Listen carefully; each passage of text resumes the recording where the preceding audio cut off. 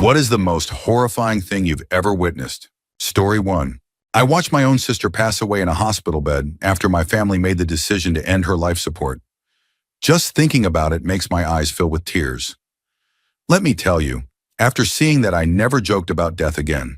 That was by far the hardest thing I have ever had to witness. When you see someone passing in a hospital bed on television or in the movies, they slowly close their eyes and fade away. When you see someone passing in a hospital bed in real life, it is not like the movies at all. The person is choking, struggling to breathe, eyes twitching, body shaking. It is just unbearable to watch. I consider myself a pretty emotionally solid person, but I completely lost it when I saw my sister in that bed, and I had to leave after about 30 minutes of watching her trying to cling to life. My parents, on the other hand, stayed the entire time, over 10 hours. And to this day, it breaks my heart to see them because I know that so many things remind them of their daughter, and they will never see her again. The part that always makes me cry is remembering my father's desperation in the hospital, offering to give his own organs if it could save her life, saying it did not matter if he lost his, offering to give the doctors millions and millions of dollars if they could just save her. By far the most selfless thing I have ever seen him do, and the most powerful message he could have sent my brother and me, that he cared for his children more than anything in the world. Story 2. I sat in the living room with my mom and dad, talking to my mom about why I could not stand her as a person. She asked me how I really felt, so I told her. Being a young teenager, I did not hold back and did not think about how much it would hurt her. She went to her room after crying heavily during the entire conversation. My dad and I left the house to breathe and get some food. We pulled into the driveway and Dad asked me to feed the dog, but being a kid dodging chores, I told him I would just take the food inside instead. I walked through the door calling for my mom to get the food, but she did not answer, so I walked into her room. She was lying face down on the bed, completely unconscious, the bed covered with pills from the assortment of bottles she kept in her bag. There was a yellow legal pad sheet with red ink spilling across the page. Every single word of her goodbye note. I yelled for my dad countless times and he came upstairs and called emergency services. I sat on the porch reading her note over and over until the paramedics arrived and took it from me. As strange as this sounds, I just started running and did not stop until I reached the next county. I will never forget her face, her stillness, me pushing on her trying to wake her up. I ask myself every day why I did not just feed the dog, or why I told her the things that I did. Story 3. I watched my father pass away right in front of me in our backyard. We were cleaning up and doing some general landscape work when he went inside for some sodas. He came out, dropped one, then picked it up and sat down to drink it. I turned to him and saw soda dripping from his mouth. The right side of his face had drooped and I said, "You are having a stroke." He tried to say, "No, I am fine," but it came out garbled. He fell to the ground and I held him until the ambulance arrived. I could hear the sirens getting louder and louder as they got closer to the house. When we reached the hospital, they told us he had suffered a catastrophic stroke and bleeding in his brain. The rest of his body was still working, so they placed him on a morphine drip, and he officially passed later that night in hospice. I still replay it in my head. He has been gone 6 years now, since June 5th at 10:10 in the evening. I miss him so much, and even more now that my wife and I are trying to have a baby. Story 4. I was on my motorcycle heading to my friend's house on a big 6-lane road at night. I pulled in to get gas, and just as I was leaving the station, I saw what looked like my friend's motorcycle. I did not know he was just heading home from the gym on the same road I was. It was pure coincidence. Seconds later, I saw an accident scene ahead. The moment I saw the bike, I knew who it was. It was my best friend, lying in the road, lit by headlights, pieces of his bike everywhere. The way he was twisted, I had never seen a person before. His right arm was bent the wrong way. His left arm was shattered. His left leg was in 1,000 pieces, basically just encased in skin. He still had a helmet on, and blood was flowing out of it. I was watching my best friend die in the street in front of me. Thankfully, an emergency nurse was one of the first people to stop. I am a photojournalist, so I started taking pictures, documenting it, while shaking and trembling in tears. The accident had been one of those dreaded left turns, when a car just turns right across in front of you. He was going maybe 50 miles per hour at the time, 10 feet before the impact. There was just one dark line of locked tire, then the collision. His body hit the side of the truck at high speed as the left side of his body shattered and bones turned to splinters. I started calling people immediately, everyone who was within a 30-minute radius of the accident. I remember calling my brother and telling him, "If there is anything you need to say to Andy, you need to get here now." It felt like it took forever. He was lying in the street for half an hour as paramedics worked to stabilize him. As I stood over him, his eyes opened. He recognized me, whispered my name, but he was completely out of it.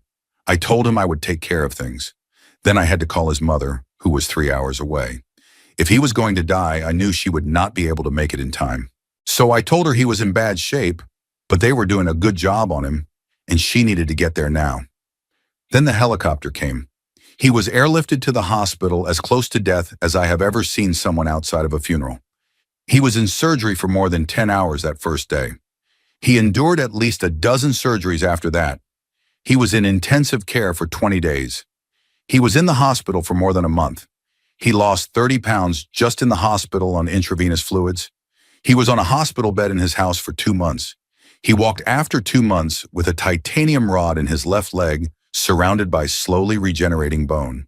The accident delayed his law degree for a year, but he went back to school once he was well enough. He graduated at the top of his class, summa cum laude, from the University of Florida. His father, who flew from Argentina to help with his recovery, passed away in the final year of law school. My friend is now a top lawyer, working for a federal district court less than a year out of school. To this day, he has not regained the use of his left arm and hand. Hopefully one day he will. He used those photos I took to sue the driver who had turned in front of him. The driver fled the country and did not come back. I remember being on the side of the road that night, not knowing who had hit him, and seeing a so-called witness, who I later learned was the driver, telling the officer that my friend was going so fast he did not see him. My friend had been doing the speed limit. The man was trying to shift blame while my friend lay in the street.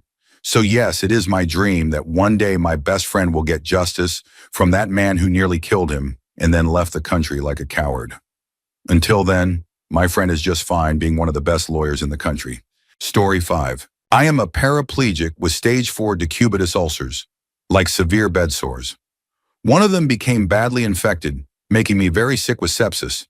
So with a fever of 105.5, I got into my car and drove myself to the hospital. Long story short, they did not believe I was sick. The doctor thought I was just showing up to get pain medicine because I was young and paralyzed, and they sent me home without even an exam. I was so cold when I got home that I got into the shower and blasted the warm water.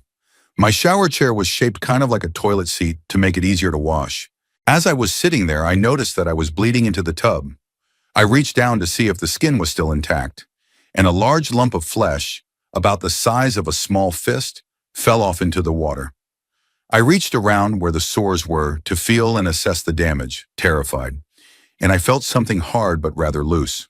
I barely touched it, and it fell off and landed on top of the lump of flesh. It turned out to be my coccyx. Needless to say, I went back to the hospital with my old parts in a bag, and they admitted me for more than a 6-month stay. Story 6. Tie for me.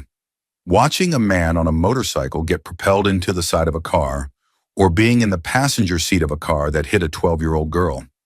First, I was sitting in my car in a parking lot near the head of a T-shaped intersection. A man was driving pretty quickly across the top of the T on one of those sport motorcycles, a Honda, I believe. A girl in a Hyundai did not see him and made a left turn just as he was about to cross the intersection. He was launched headfirst into the side of the car. I was about 150 feet away and could tell from where I was sitting that he was in very bad shape. His bike was wrecked and he was in an unnatural position, twitching. He was quickly surrounded by people trying to help him, so I drove away rather than watch the aftermath.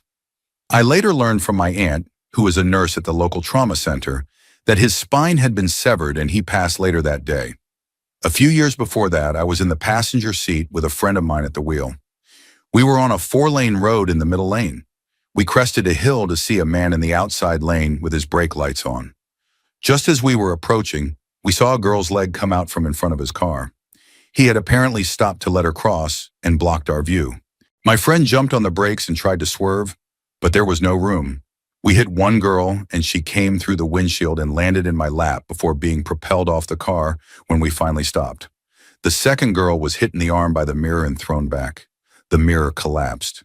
The good ending was that she survived with a broken leg, an arm, and no lasting injuries. My friend was driving a lowered sports coupe, and with the nosediving of a hard brake, the girl was picked up onto the car instead of pulled underneath. The man who stopped to let her cross was charged and sued. My friend was credited with a quick reaction that probably saved her life. He was not speeding, and situationally, there was very little else he could have done. The most haunting thing was that the car literally picked her out of her sneakers and left them neatly on the road 20 feet behind the car. I was in the process of getting my license at the time, and I could not get back behind the wheel for 3 years. Story 7. Watching my mother die. She went into the hospital on Wednesday morning, and the doctor told us she was going to pass. So the family set up camp in the room, and for 3 days I watched her deteriorate, from being unable to stand, to being unable to talk, to becoming unconscious, to breathing erratically, to literally gasping for every breath. It was agonizing for her and for me. For 3 days I begged God to take her. For 3 days all I wanted to do was run out of that room, but I could not leave her. And then, when she finally passed, instead of the relief I expected, I suddenly could not breathe. I dry cried because the tears had long since run out, and I made awful sounds trying to swallow air. Later, when I got home, I realized that in those 3 days I had somehow lost 20 pounds. I had grieved it away. But the most horrifying part was during the brief window after Mom could no longer speak, but before she lost consciousness. I saw her wide, scared eyes searching the room, wild with terror, pleading for help. Then I realized it was more than death that scared her. She suddenly realized she could not speak and would never get to say the things we would all want to say to our loved ones if death was imminent. We always think there will be more time, but for her the time had run out, still in possession of her mind but completely unable to communicate the most important message in the world. So I leaned in close and said the most comforting thing I could think of. I know you love me, Mom. I know you love me. I know. Story 8. A few years back, my fiancé and I were hit by a drunk driver. He was going 70 miles per hour in a 30-mile-per-hour zone. He hit my fiancé's side. I looked to my left and there was no fiancé in sight. No driver's side door, nothing. I had a major concussion and started panicking, trying to get out of the car to find him. I thought I was trapped when in reality the only thing holding me back was a seatbelt and a locked door. I began screaming his name. I did not even know if he was alive. What felt like an eternity later, there he was, trying to stand at the front of the car. He was bloody, limping, and dazed. His head was gashed open, blood all over his face, and I could see bone. I figured out how to unbuckle and unlock the door. He reached his hand up and gave a confused look. There was muscle and tissue hanging from his hand. His shin was ripped open from knee to ankle. All of his front teeth were chipped and bleeding. This man, as mangled as he was, tried to come rescue me. It brings a tear to my eye just thinking about it, let alone writing it. If anyone is wondering, he is fine now. Story 9. My brother and a family friend were killed at my mother's house 3.5 years ago. 2 of the hardest moments in my life happened around that time. The first was getting a phone call while I was sleeping early one morning in February 2008 from my sister screaming that she was sure my brother had been killed. I was living in Arizona at the time, while the rest of my family was in Washington State. 4 hours later, I was standing in front of my mom's house. Police tape everywhere, bodies still inside. We waited most of the day for detectives to collect the evidence they needed, and sometime in the afternoon, they removed my brother's body in a bag and placed him in the back of a police van. One thing you do not see in movies is what happens afterward. Nothing. They give you the keys, remove the tape, and leave the house to the owner, in this case my mother, who was an absolute wreck. After the killer had attacked my brother, he tried to burn the house down. He failed, leaving half the house charred and huge holes in the roof. In trying to make the scene look like a robbery, he took boxes of family photos from my mother's room and overturned them on the floor directly under a gaping hole to the sky.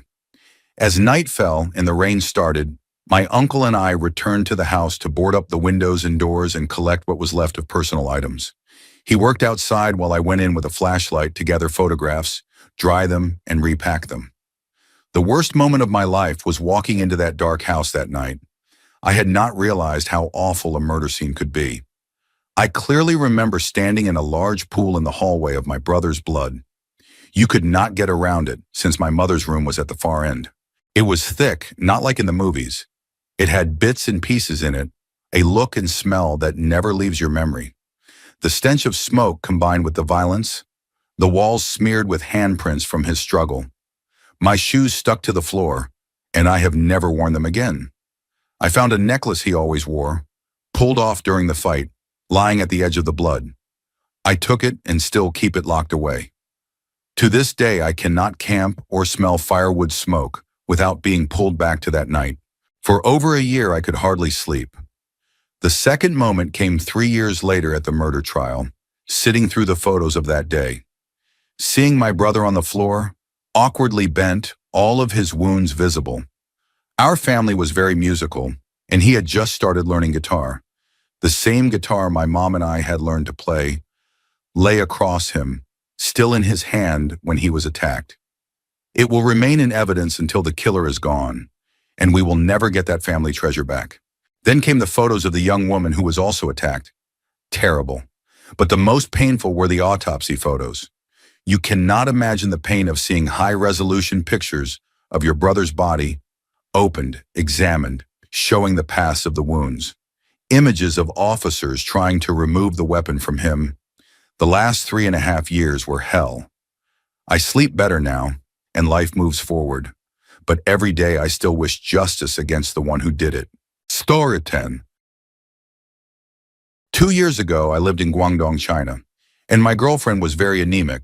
She phoned her mother to say she was feeling faint and was going to stop at the local clinic to go on an intravenous drip, which is commonly used there. I stayed with her, and later we went home after her mother insisted she just drink some soup.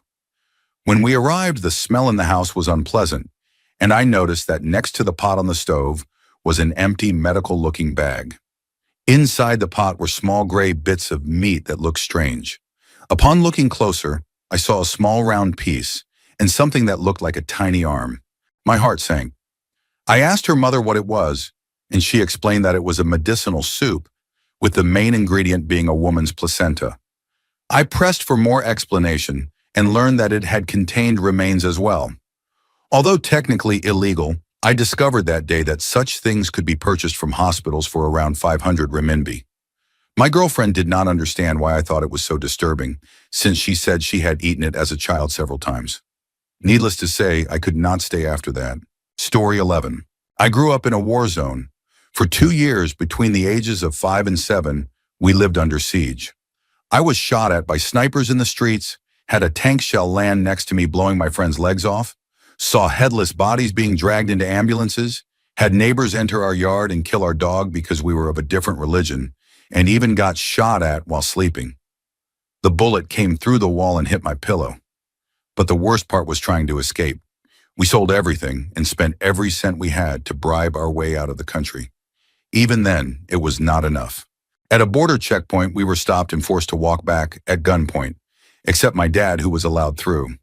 It was a cruel tactic often used on refugees. They give one person passage, knowing the rest will not leave their loved one behind. But my dad had different plans. My mother and I snuck past the checkpoint, hiding from guards with machine guns, crawling beneath rotting planks and truck tires, covered in mud and fear. My father gave the last of our money to the bus driver, who agreed to wait for us. 10 minutes later, on the same bus, we were stopped again by another patrol demanding stamped passports. Only my father's was stamped. We owe our lives to a kind-hearted guard who looked at me and my mother, muddy, crying, clutching my dad, and simply waved us through. I remember he winked at me. We eventually made it out and lived for about 9 months illegally in another European country, shoveling snow, cleaning staircases, sometimes even sleeping on the street. Then, thanks to relatives in Australia and their bribes, we were granted refugee entry. We only got in because both my parents had university degrees, which the authorities valued. We came with one suitcase of clothes, nothing else. 16 years later, we own 2 homes, 3 cars, and have no mortgage. My parents' degrees were not recognized, so my mother started a cleaning business, and my father worked his way up at a mechanical firm, eventually becoming a supervisor. I helped with a newspaper delivery run for 10 years. Now I am at university. The deepest wound, however, was my grandmother. She could not escape with us because she was too old. We tried later to bring her to Australia, but she was denied. A few months later, she was killed, and that still hurts the most because she was like a second mother to me. Story 12. I worked in a youth development center for kids with criminal and psychological issues. There was this boy named Josh. He was smaller than the others, scrawny, pale, with piercing ice blue eyes that could be unsettling. He was prone to sudden violence. My very first day, he got into a fight with another kid. He threw a plastic toiletry box, which broke against the wall.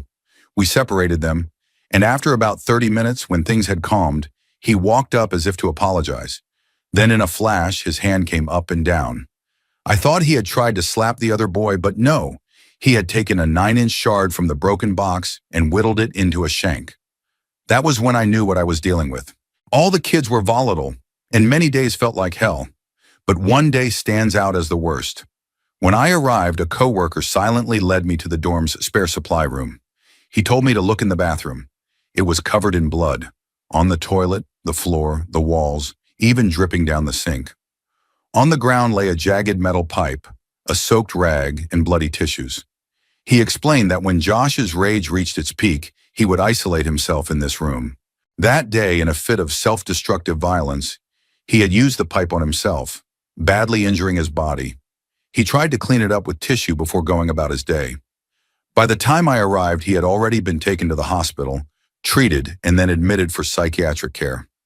Within days, he was back in general population as if nothing had happened. That moment has stayed with me as one of the most disturbing experiences I have ever witnessed. Story 13. I must have been about 13 or 14 at the time. There were 3 of us who had gone up to the local grade school to smoke, since it was August and too hot outside for any kids to be around. It was me, my girlfriend, and our mutual friend Nico. We had all gotten high, smoking out of an apple of all things, and were heading back to my place a few blocks away for some Super Mario Kart.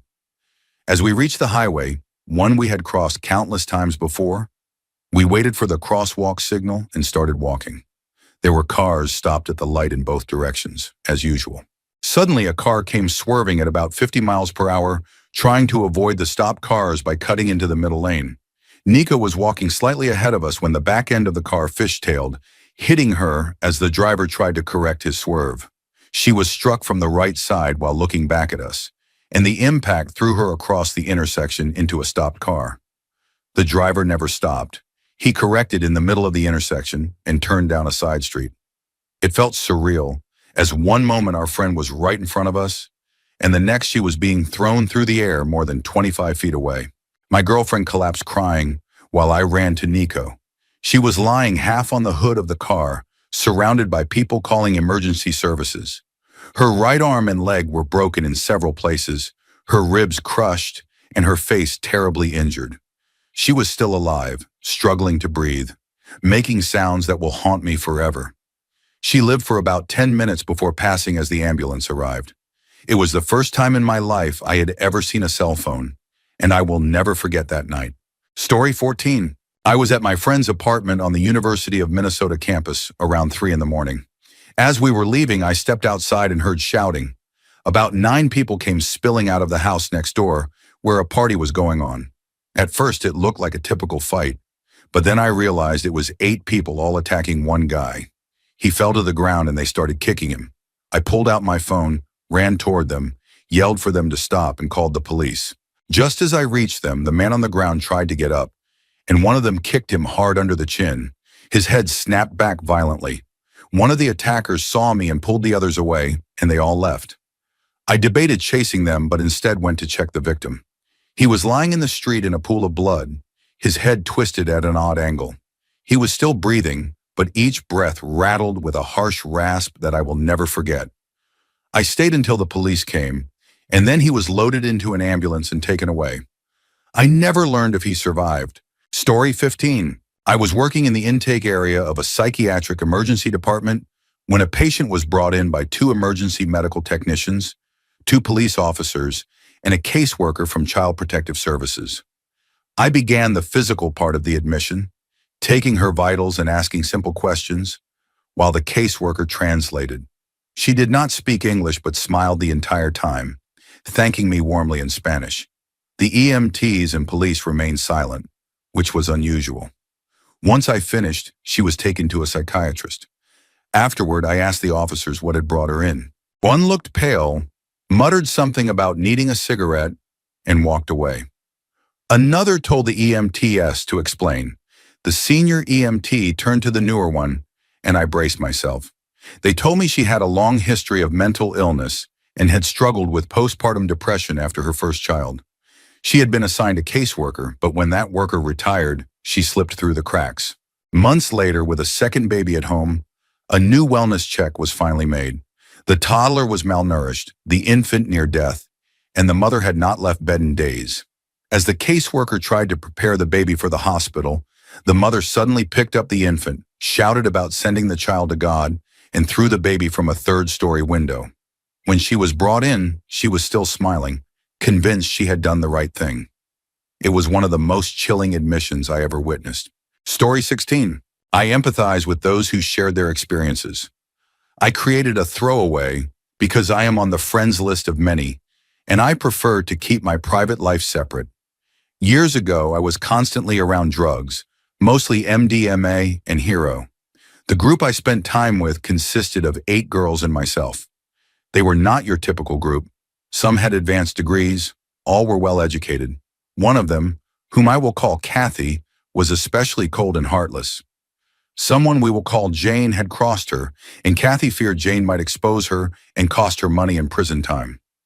Kathy was wealthy from illegal dealings and showed no hesitation in talking about taking extreme measures. One night I saw things unfold that I still wish I could erase. After luring Jane out and drugging her, Kathy struck her from behind. She claimed it was an accident and suggested taking her to a hospital, but instead drove us to a remote junkyard. I pretended to sleep in the back seat, but I saw more than I wanted. At the yard there was an exchange of cash, and then Jane was placed in an old car that was driven onto what I later realized was a crusher. I heard the machine roar to life and the metal groaning as it began to crush. The noises and the thought of Jane's screams are still with me, something I can never forget. For years I searched reports to find out what happened, but I never could. That moment scarred me, and even though it has been almost 8 years and I have been sober for 4, I still live with the memory. I share this now only in the hope that someone might be steered away from allowing themselves to be near such violence, or to take action before things go too far. Story 17. The most recent horror in my life is what has happened to my father, who is suffering from dementia. A while back he had a severe urinary tract infection, but because he could not explain what was wrong, it was missed. The first hospital he went to did not run proper tests and claimed he was at the end of his life, advising us to make him comfortable. Eventually, he was transferred to the VA, where they discovered the infection. After treatment, he improved somewhat, but the damage and pain had already taken so much from him. Now he barely recognizes people, and when there is a flicker of awareness, it fades quickly. He does not know where he is, often crying for hours that he wants to go home, especially in the evenings. He can no longer walk more than a few steps, and only after a good night's rest. Most of the time, he cannot get up at all. His speech is mostly mumbles, with only an occasional clear word, like water. He is in diapers and cannot handle basic tasks. Eating is a struggle. He cannot figure out how to manage sandwiches anymore, so all food has to be mashed and spoon-fed. He has grown gaunt, his face unrecognizable compared to the strong man I once knew. Before that first hospital mishandled his care, he was not nearly this bad. It is devastating to see an intelligent, vital 58-year-old reduced to this state. The most horrifying part is knowing this decline may continue for years, and the fear that one day the same thing could happen to me. Story 18. My father used to work for Charity Hospital, a publicly funded hospital in New Orleans. Many decades ago, they purchased some bunkers out in the middle of nowhere in Louisiana to use for storage. These bunkers had been built for handling volatile chemicals, so they were designed with a heavy door on one side and earth piled up on the other. Basically, scary-looking hobbit holes. They were storing old furniture there, things like shelving and cabinets the hospital had replaced but never gotten around to destroying. One day, Dad got permission to go out there and dig around to take whatever he wanted. We were planning to bring some home for use in the house. The sunlight didn't reach far inside, maybe 10 feet from the entrance. So beyond that, you were in complete darkness, weaving through a maze of dusty furniture and old hospital equipment. The entire place smelled of chemicals and old wood, a nauseating combination. My dad warned me, "Be careful. There are probably spiders everywhere. Don't touch any cobwebs or open anything. Just yell if you see something useful." Everything was covered in cobwebs, and while I didn't want to back out, I was only about 10 years old and the place terrified me. Then my flashlight reflected off something glass. I looked closer and saw what appeared to be glass cylinders filled with pale white arms and legs. I panicked. My heart leapt into my throat and I bolted, wide-eyed and trembling. I told my dad what I had seen and then started crying. I don't remember if he went to check or not, but I know we called it a day right then. Looking back, I think they were probably just mannequin limbs. There was no way they could have been preserved tissue left sitting out there. But in my memory all these years later, I swear those arms and legs looked like they were moving. Story 19. I was driving home one night, about to complete a flyover of the 5 freeway between my friend's house and mine, when I noticed a single police car stopped in the middle of the road with no lights on. As I got closer, I saw a green minivan sitting in the intersection. The light turned red, so I stopped. It looked like the driver had failed to make the turn from the freeway off-ramp, probably from speed and the slope of the intersection, and hit the center median.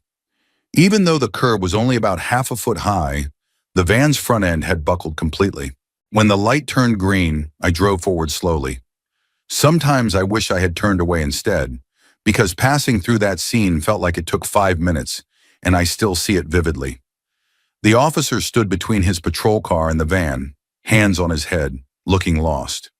He looked so young, I doubted he was even old enough to buy a beer. The driver had been ejected and was lying in the road. I couldn't tell if it was a man or woman, face up or face down. All I saw was the twitching arm, a pool of blood creeping down the incline, and a trail connecting the van to the body. It was the first time I had ever seen a dead person, and it shook me deeply. I don't remember the rest of the drive home, only shutting off my car and sitting there in silence for an hour. That was the first dead body I had seen, so the shock was slightly less when I later found my grandmother after she had passed. She died in her sleep, thankfully, but 2 nights before I watched her carry on a full conversation with her father, who had been dead since the 1940s. I had only seen her hallucinate once before, in a hospital under strong medications. But this time there was nothing like that. She was simply slipping away, and it chilled me to the core. Later I learned such vivid hallucinations before death are not uncommon. As if that wasn't enough, when I came home the day she died, I discovered that my pet rabbit had also passed. I dug a grave in the backyard, but when I picked up her stiff body, the pressure made her lungs contract. Air escaped through her mouth with what sounded like a sigh, and at that same moment one of her eyes opened, looking directly at me. I know it was just a rabbit, but combined with the loss of my grandmother and the memory of that accident scene, it remains one of the most terrifying days of my life. Story 20. When I was 12, I went to stay at my brother's house for the weekend. He was living in London, sharing a big townhouse with about 15 other students. One of them had a baby. While my brother was out at lectures, I was left alone in the house. Being a nosy kid, I wandered around, snooping through rooms. The place seemed quiet, so I assumed everyone was out. When I got to the top floor, I heard a baby gurgling in one of the rooms. Nervous that her mother might catch me, I started sneaking back downstairs. I heard a man's voice whispering in the baby's room and assumed it must have been the father, so I left quickly and went to my brother's room. About half an hour later, feeling restless, I wandered back toward the kitchen. That's when I saw something that froze me in place. A man in a deeply inappropriate situation near the baby. Terrified, I panicked, ran back to my brother's room, locked the door and called him, afraid that the man might come after me. That image never left me, and it remains one of the most disturbing memories of my childhood. Story 21. When we were kids, one thing my brothers and I found annoying about our dad was his habit of waiting at least 3 full seconds after a traffic light turned green before driving through an intersection. He always said he did not want to get hit by someone running the light. We used to tease him about it until one day proved him right. A small sedan next to us went forward the instant the light turned green. Immediately, a larger sedan came speeding through the red light at around 50 miles per hour and smashed directly into the side of the smaller car. Both cars were full of people, and the passengers were thrown around violently. One person was clearly killed on impact. The smaller car had been followed by another vehicle with what appeared to be family members, and they ran out screaming and crying when they saw the wreckage. The entire scene was chaotic as police, fire trucks, and ambulances arrived. Traffic had to be rerouted, and we ended up being directed in a full circle around the crash site, passing within feet of the wreckage. After witnessing that, I never again complained about my dad's cautious driving. Now, whenever I am behind the wheel, I wait those same 3 seconds. Story 22. I stood by and watched helplessly as my fiancée passed away this January. She had late-stage uterine cancer that had been caught too late. After a laparoscopy to determine the extent of the spread, her body went into shock. She was in the surgical intensive care unit from that point until she died.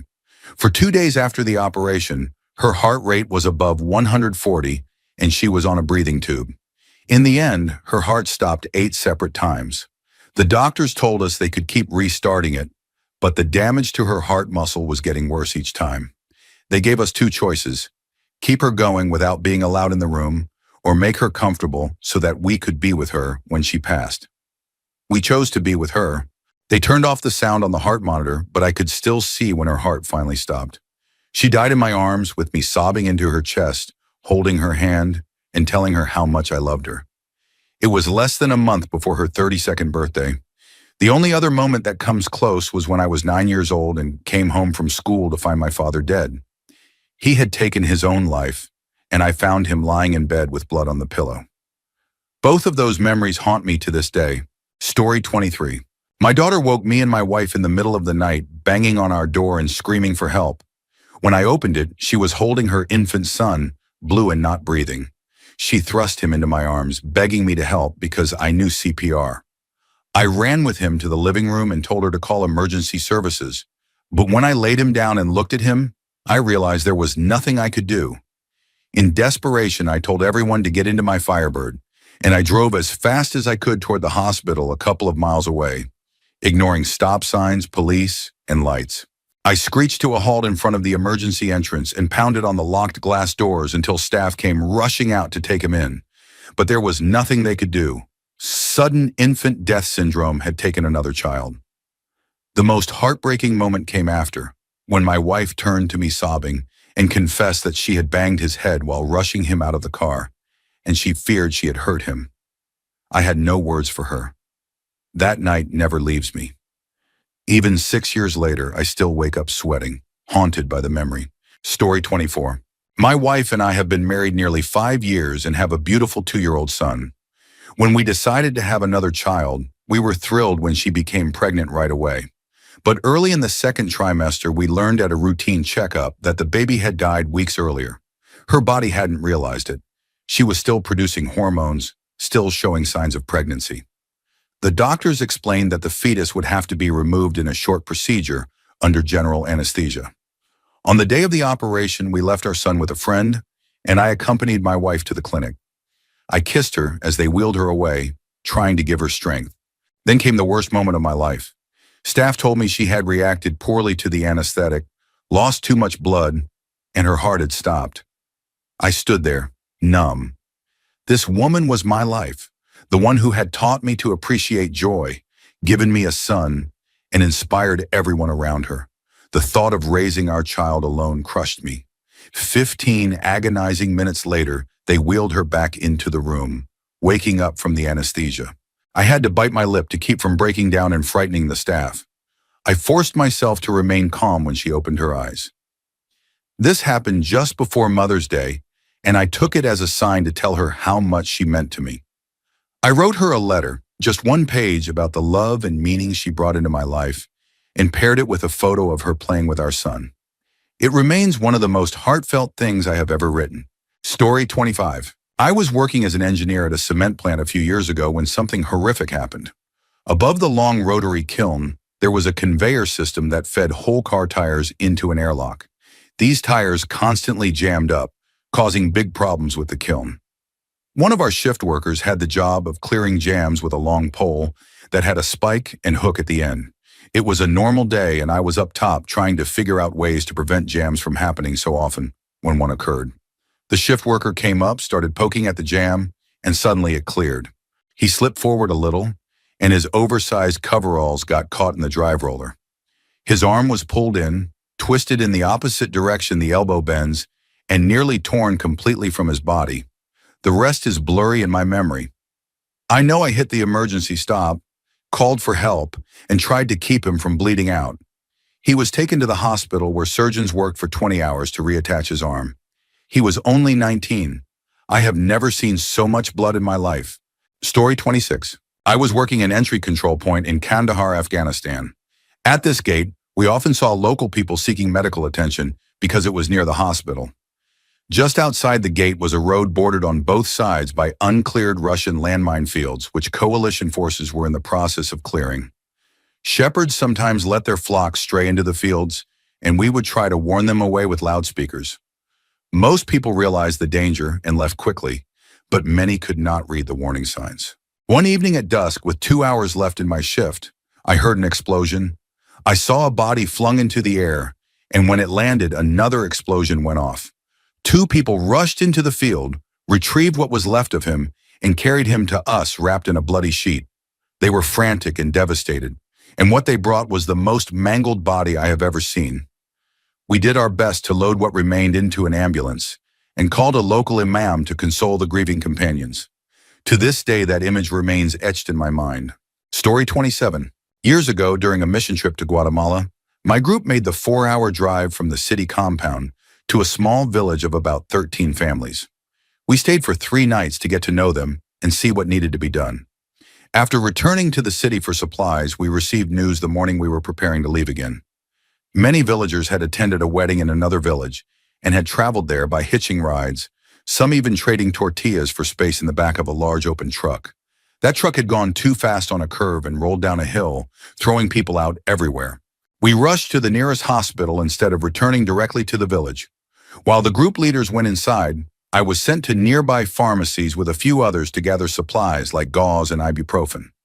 When we returned, the villagers were being carried out of the hospital. Out of about 30 people on the truck, 9 had died, including 2 children.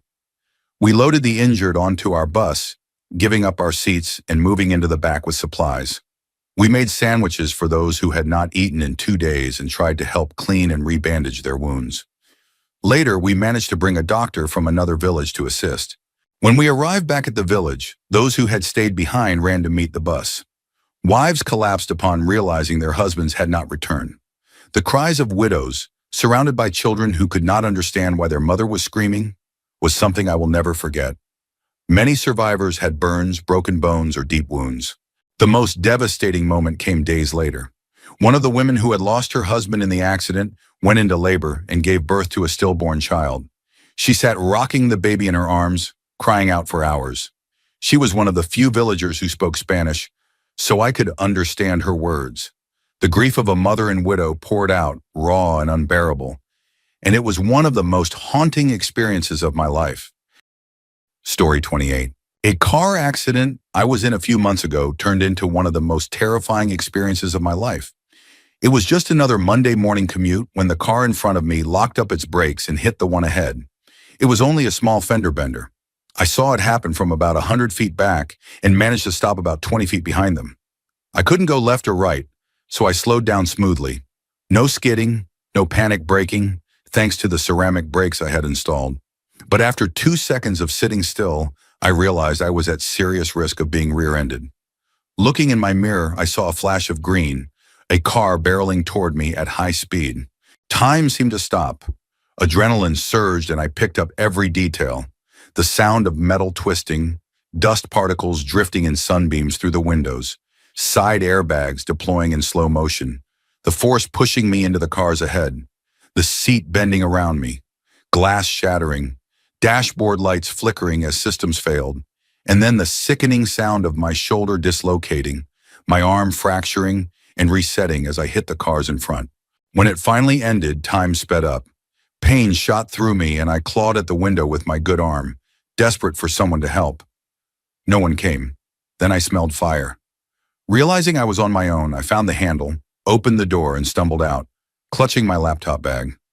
Someone asked if I was okay, and all I could shout was, "No!" Flames consumed the wreck as I staggered toward the median. Cars whizzed by, nearly hitting me twice, yet no one stopped. People just filmed. I even tried to move my burning car, dragging it 20 feet down the highway as smoke poured from the engine. Still no help. Finally, I gave up and retreated to the median, narrowly avoiding being hit again. What sickened me most wasn't just the pain or the fire. It was realizing that no one cared enough to stop. Story 29. I went fishing with my dad when I was about 10 or 11, thrilled by the sea life around us. Once we reached the fishing grounds, he let me wander a sandbar at low tide. I had fun scaring flocks of seagulls into the air, even when they rained droppings on me like some biblical plague. I brushed off my hat and kept exploring. At the far side of the sandbar, I started poking through washed-up debris. That's when I found the end of a gill net. As I followed it, I noticed a swarm of flies growing thicker around me. My curiosity pushed me forward until I discovered the source. There, tangled in the net, was a man. His face was familiar, though it had been eaten away by the sea. He had likely drowned, caught in the net as he fought to escape. His left hand still clenched a Victorinox knife. As I stared in horror, a crab crawled out of his empty eye socket. The reality hit me and I bolted back to my dad's boat, shouting what I had seen. He checked, then called the Coast Guard. We later learned it was one of the new Russian fishermen who had recently come into town. He had been fishing dangerously close to the breakers in bad weather, his boat capsized, and he never made it back. That image has haunted my dreams ever since. Story 30. My wife and I were traveling northbound on the 101 just outside of Summerlin in her Honda Civic. We were in the fast lane behind a brand new white Mitsubishi Montero. The SUV drifted slightly to the right, hitting the lane dots. Then the driver overcorrected and overcorrected again, causing the vehicle to roll multiple times right in front of us before stopping on its side. A woman and a small boy were ejected from the vehicle. My first thought was to stop without hitting the wreck or getting rear-ended. Thankfully, all lanes of traffic stopped without any additional accidents. I ran to the SUV where people were screaming inside. A woman handed me a small girl through the broken rear window while other men tried to lift the vehicle. That's when I noticed the woman who had been ejected was pinned beneath the SUV, her lower body trapped. She was screaming, but I could not understand her words. She and her family spoke Spanish. I believe I was holding her child at that moment. The boy who had been thrown out of the SUV had small pieces of flesh dangling from his hands and arms, but given the violence of the crash, he was alive and relatively stable. Another woman was holding him, and we gave them a blanket from our trunk so he could be covered. There were at least 7 people in that vehicle, including 2 small children. No child seats and clearly very few seat belts had been used. The sight and sounds of that crash remain with me. Story 31. The most haunting moment of my life was seeing my father dead. I was 16, about to turn 17 in a month. That night he had been helping me with a scholarship essay. As he walked upstairs, he joked, "Night homo, I'll help you finish tomorrow." He was always cracking jokes. I laughed and said goodnight. Later that night, my mom woke me with a tone that was calm but terrifying. "Oscar, I need you to be strong and come upstairs." My heart pounded. I thought something had happened to one of my younger brothers. As I climbed the second set of stairs, I heard my father's alarm clock blaring. Rounding the corner, sunlight filled the room, and when my eyes adjusted, I saw him.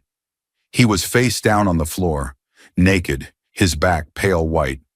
He had lost control of his body, and he was completely still. The shock was indescribable. I panicked, repeating, "Oh my God," over and over. My mom called emergency services, and the operator told us we needed to flip him over. I begged not to, but my mom insisted. Together, she grabbed his arm and I grabbed his cold leg, and we turned him onto his back. He was stiff with rigor mortis. His face was bloodied, his tongue protruding as if he had bitten down in pain. His entire front was purple from blood settling. I just stared, numb, realizing this was the last time I would ever see him alive. The fire department arrived soon after and took him away. I had a panic attack, and my younger brother vomited repeatedly. My father had been a firefighter in Portland, Oregon, for nearly 25 years. His funeral was the largest turnout I have ever seen, with news coverage and police escorting the endless procession of cars for miles. It gave me some peace to know so many people respected him. It has been almost 4 years now. This past year was especially hard. I got married and had a baby boy, Ezra George, and I wanted more than anything for my dad to meet him. It was painful, too, when I was hired by the city of Portland as a lead web developer, working directly with the Fire Bureau, where I would have been working alongside him every day. Despite the pain, I feel grateful for the time I did have with such a loving, dedicated father. Those memories will stay with me always. Story 32. I watched my mom die from cancer over the course of about a week. More than 10 years earlier, she had been diagnosed with melanoma. They removed the spot, screened her every 6 months, and everything seemed fine. In July 2008, my wife and I got married, and by August, we had moved to Florida from Pennsylvania, where the rest of my family lived. In November, my mom called to tell me they had found lung cancer. A week later, she called again. This time, they had discovered it had spread to her spine and brain. The brain lesions were small, and the doctors were hopeful about treatment. When we visited for Christmas in 2008, she seemed to be doing okay. She was a little depressed, but she laughed and smiled, and even went bowling for my dad's birthday. As a family, we shaved her head together when her hair started thinning from radiation, and that gave her some relief because she didn't feel alone. A month later, she had surgery to relieve pressure on her spine. Another month later, she completed radiation on her brain and was preparing for chemotherapy and more radiation on her back. In March 2009, just 3 months later, my dad called to say she'd had a seizure Friday night caused by a coronary embolism. It passed quickly, but she was in the hospital. On Sunday, my sister, who had been caring for her, called and said things didn't look good. That night, around 11 p.m., my dad called again, crying, and told me I needed to come home. Thankfully, I had already booked a flight for the next morning. We decided to surprise her. My grandfather picked me up at the airport, and when I walked down the hallway of the hospital, she happened to be looking my way. She thought she was imagining me. I held her hand, talked to her, and then had to step away because the shock of seeing her frail, bald, and 20 pounds lighter hit me so hard. Only 3 months earlier, she had been smiling, walking, and full of life. Now she was tied to machines. That night we talked for hours, and even though she was tired, she was still lucid. By the next morning, things had worsened. They increased her pain medication, and she drifted into a mostly sleepy state. The doctors said she might not make it 24 hours, so we arranged for her to come home under hospice care. She was brought home by ambulance and the house filled with family and friends. The door stayed unlocked, people came in and out, and we sat around her bed telling stories, laughing, crying, celebrating her life. 2 days later, much longer than doctors expected, she was still fighting, but we could tell it was the end. Her breathing was wet, a gurgle with every inhale. Around 6:30 in the morning, she began to shake. I held her hand, told her I loved her, and told her it was okay to let go. Moments later, she passed, surrounded by family. Afterward, we stepped outside together to watch the sunrise, knowing she was no longer in pain. Her viewing a few days later was overwhelming. The line stretched out the door of the funeral home. The director said he had never seen so many people come for a viewing. My mom had been a teacher's aide at the local junior high, and she had touched countless lives. Former students came with their parents to say goodbye. She was only 47 years old. My dad had been married to her for 27 years. My sister was 24, and I was 23, newly married myself. Writing this even now, I'm sobbing. She was our mother, and she was gone far too soon. Story 33. When I was 7, my parents finally gave in and bought me a dog. We were moving to a new house in a few months, and my mom and I would make trips there several times a week to drop things off, check on progress, and play in the woods with the puppy. My dad had put a chain across the driveway to limit access to the property until construction was finished. When we arrived in the mornings, it was my job to take the key, hop out of the back seat, unlock the chain, and jump back in the car for the ride up. The puppy, about 6 months old at the time, always sat in the back seat with me. One morning after unlocking the chain, I climbed back in and closed the door. As Mom started to drive, I was thrown painfully against the door. I looked down and realized the leash must have fallen out when I got out of the car, and I hadn't noticed when I got back in. As the car rolled forward, the leash was dragged under the rear tire, yanking the puppy from the seat into my lap. We were both pinned against the door. I screamed and cried. The dog made horrible choking noises, and he was close to being strangled. I begged my mom to stop, trying to explain through the pain while my leg was being crushed and my dog was suffocating in my lap. She put the car in reverse, but because the leash was closed in the door, the tension never released. I don't remember if I couldn't reach the handle or if I was too terrified to think clearly. Mom jumped out, opened the door from the outside, and finally freed us. The puppy hadn't survived. I wasn't badly hurt, but the memory of that moment never left me. Story 34. I went to the same summer camp in the mountains every year from age 5 to 15. When I was 10, something happened that changed me forever. That year, an older couple stayed in one of the bungalows with their 2 granddaughters, Mary, who was my age, and Katie, who was 2.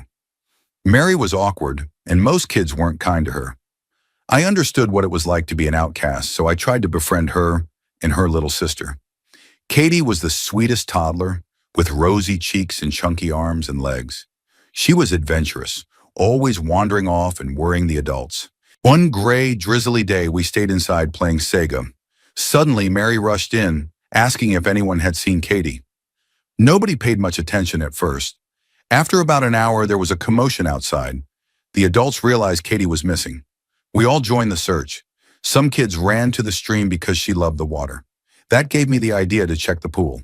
The gate was locked, but when I got there, I saw her floating face down. Her grandfather, who had followed me, rushed past and dove in to pull her out. Her cheeks were as blue as the water. Everything after that felt blurred. Her grandfather tried CPR. Her grandmother collapsed, screaming and begging God to take her instead, pounding the ground until her fists were raw. Kids screamed. Adults tried to shield us from the sight. It was Katie's 3rd birthday that day. While her grandparents were celebrating, she had climbed out a window, made her way to the pool, somehow gotten past the gate, hit her head and fallen in. As we waited for the hospital to call back, one boy cruelly said he hoped she was dead. I punched him in the stomach. That night, Mary came to me sobbing and hugged me. I was her only friend there, so I expected her to lean on me. What I wasn't expecting was what she confessed through her tears, that it was all her fault because she had once asked God for a baby sister. That was the day I stopped believing in God. Story 35. The last time I remember my uncle being a happy man was sometime in the late 90s. I was 8 or 9, and he was the Vietnam vet who showed me all the bolts and pins in his hips from the war. Back then, he had a girlfriend, a house, and seemed to be getting along just fine. A few years later, my grandfather died and left money to my dad and his brothers. My uncle went on a reckless spending spree. Within months, the money was gone, his relationship was over, and he was jobless. From what I gathered, he also slipped into addiction. I didn't see him for years, but I heard stories from my dad and my other uncle about keeping him out of trouble. I finally saw him again about 3 years ago, 10 years since our last meeting. My dad, my eldest uncle, and I went to visit him. The smell hit me first: mildew, old wine, burnt paper. His apartment walls were blackened with soot from fires he had lit on the floor. His bed was stained brown and bare. Bottles littered every corner. Cockroaches crawled over them. He wore a filthy undershirt and boxers, and what remained of his clothing was scattered in heaps. He was gaunt, frail, and so malnourished he barely looked human. Worst of all, he didn't recognize me. He didn't even recognize my dad, his own younger brother. We spent the day cleaning his apartment and buying him new clothes. I held back my emotions until I got home, where I broke down. My father was furious that the eldest brother, who lived nearby, had let him deteriorate so far. Since he and my dad lived out of the country, we had relied on the eldest to keep him fed and clean. My dad, normally a simple conservative man, made his point clear. This wasn't just neglect, it was a warning. I think he brought me there at 17 or 18, still naive, so I could see firsthand what losing your way can do. It worked. That image has never left me.